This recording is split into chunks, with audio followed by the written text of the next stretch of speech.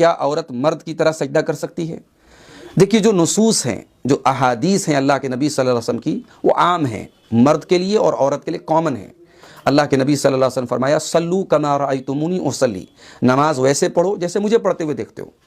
اور کوئی ایسی صریح دلیل نہیں ملتی کہ نبی صلی اللہ علیہ وسلم نے عورت کو الگ نماز پڑھنے کا حکم دیا ہو یا اس کو سجدہ کا الگ طریقہ بتایا ہو، جبکہ ظاہر ہے کہ اللہ کے رسول کے زمانے میں بڑی تعداد میں خواتین موجود تھیں اور آپ کے حکم کی مخاطب خواتین بھی تھیں۔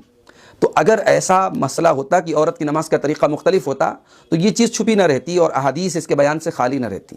تو ایک چیز کا تقاضا موجود تھا اور شارع نے اس کو بیان نہ کیا، اور یہ نہیں ہو سکتا۔ اس لیے زیادہ مضبوط بعض اہل علم نے کہا ہے کہ عورت کے سجدہ کا طریقہ الگ ہے، مرد کی طرح وہ جو ہے سجدہ نہیں کرے گی، وہ سمٹ کر کے سجدہ کرے گی۔ مگر ہمیں اللہ کے رسول صلی اللہ علیہ وسلم کے اقوال سے یا صحابیات کے فعل سے ایسا کوئی ثبوت نہیں ملتا۔ اس لیے زیادہ صحیح بات یہی ہے کہ جو طریقہ مرد کی نماز کا ہے سیم طریقہ عورت کی نماز کا ہے، سجدہ کے سلسلے میں بھی اور تمام سلسلے میں۔